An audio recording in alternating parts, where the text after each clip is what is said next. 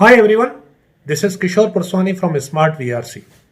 जी हाँ, सेंसेक्स आज 53,000 के पार और एनएसई निफ्टी 16,000 के पार।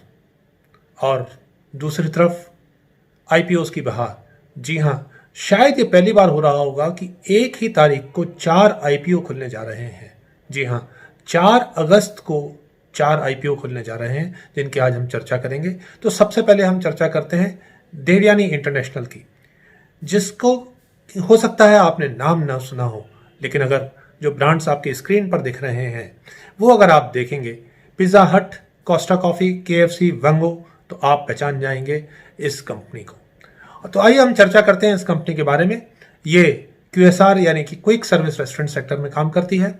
इसके 655 स्टोर्स हैं अक्रॉस 155 सिटीज़।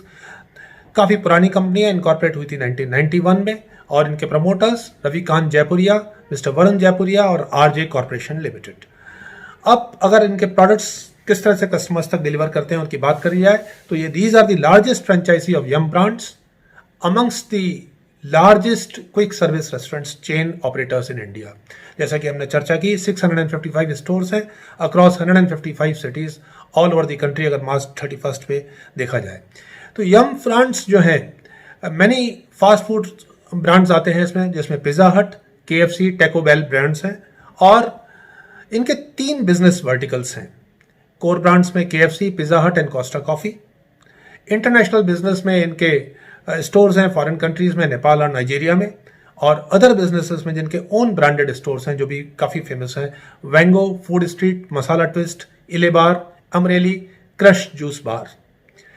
इनका बिजनेस एक पिज़्ज़ा हट के स्टोर के साथ शुरू हुआ था जयपुर में, और मार्च 31 पे एक्सपैंड करके 264 केएफसी स्टोर्स हैं, 297 पिज़्ज़ा हट स्टोर्स हैं और 44 कोस्टा कॉफ़ी स्टोर्स हैं।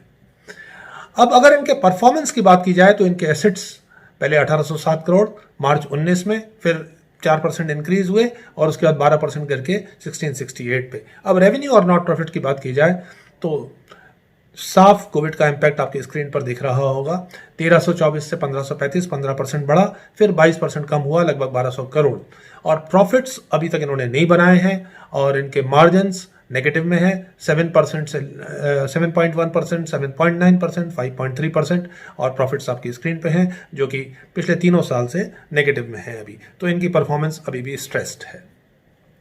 अदर पैरामीटर्स की बात की जाए, चूंकि प्रॉफिट्स नहीं है तो इनके एवरेज एपीएस नेगेटिव है, रिटर्न ऑन नेटवर्थ भी नेगेटिव है 24.26 और प्री इशू एनएवी सिर्फ ₹1 है। और इन्होंने अभी तक कोई भी डिविडेंड नहीं दिया है। अब अगर इनके पेयर्स की बात की जाए तो इनके जो लिस्टेड में जुबिलेंट फूडवर्क्स हैं जो कि 133 पे ट्रेड कर रहे हैं, और इसके अलावा Westlife Development, Burger King, जिनका कि अभी पीई की बात हम नहीं कर सकते। और लेकिन ये भी इनके फुली कंपेरेबल नहीं है। अब प्रॉस्पेक्ट्स की बात की जाए, स्ट्रेंथ्स की बात की जाए, वीकनेस की बात की जाए तो सबसे पहले स्ट्रेंथ्स की बात करते हैं। तो जैसे हमने चर्चा की, largest franchisee of Yum brands, product portfolio of well recognized QSR brands, cross brand synergies, इतने ब्रांड्स हैं इनकी सिनर्जीज काफ़ी अच्छी है आपस में। आउटलेट्स, जैसा कि हम जानते हैं मोस्ट फैंसीड आउटलेट्स हैं यंगर जनरेशन में। स्ट्रॉन्ग स्टोर नेटवर्क हमने देखा। वीकनेस, इनके जो केएफसी और पिज़्ज़ा हट के स्टोर से जो रेवेन्यू आ रहे हैं वो 77%, 76%, 92% अगर पिछले 3 फिस्कल्स की बात की जाए तो। और इनके जो ऑपरेशन ऑफ स्टोर्स आउटलेट्स हैं कोर ब्रांड्स के, ये डिपेंड करता है इनके जो प्रिंसिपल्स हैं उनके एग्रीमेंट्स के साथ। अगर कभी भी ऊंच नीच होती है तो इनके परफॉर्मेंस पे अच्छा खासा असर पड़ सकता है। जैसा हमने देखा कि इन्होंने पिछले 3 साल में 19 में, फिजिकल 19 में, 20 एंड 21 में लॉस किया है, और जिससे इनका नेटवर्थ कम होता जा रहा है। अब अगर इशू हाईलाइट्स की बात की जाए तो 4 अगस्त को खुल के 6 अगस्त को बंद होगा। लिस्टिंग 16 तारीख को होगा। ₹1 फेस वैल्यू है। आईपीओ की बैंडविड्थ 86 to 90 रुपीज़ है। 165 शेयर्स मिनिमम और 2145 शेयर्स मैक्सिमम एक रिटेल इन्वेस्टर अप्लाई कर सकता है। इसकी लिस्टिंग बीएसई एनएसई पे दोनों पे होगी। इशू साइज की बात की जाए तो फ्रेश इशू 24% है टोटल इशू का, 440 करोड़, और ओएफएस पोर्शन जो है लगभग 1400 करोड़ का है। प्रमोटर होल्डिंग्स 76% से कम होकर 68% के आसपास आ जाएगी after the issue.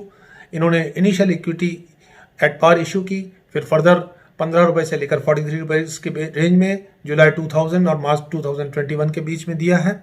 Bonus share दिए हैं इन्होंने 3 बार, 2:1, फिर 3.3:1 और 1:1।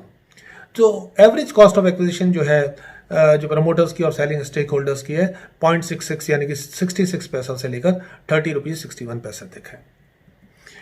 अब objects of the issue basically repayment and prepayment of companies borrowings और जनरल कॉर्पोरेट पर्पसेस। कोटा की बात की जाए तो सबसे पहले एक इन्वेस्टर्स को ध्यान रखना चाहिए, कोई भी इश्यू अगर जिसके प्रॉफिट्स नहीं है तो as per SEBI guidelines retail investors का कोटा बहुत छोटा होता है 10%, because this is the weakest link in the chain of investors. QIB 75%, NII 15%, retail investors 10%। तो टोटल रिटेल इन्वेस्टर कोटा जो 1800 से ऊपर करोड़ का इश्यू है उसमें सिर्फ 83.8 करोड़ का लगभग होगा। तो की टेकअवेज क्या है?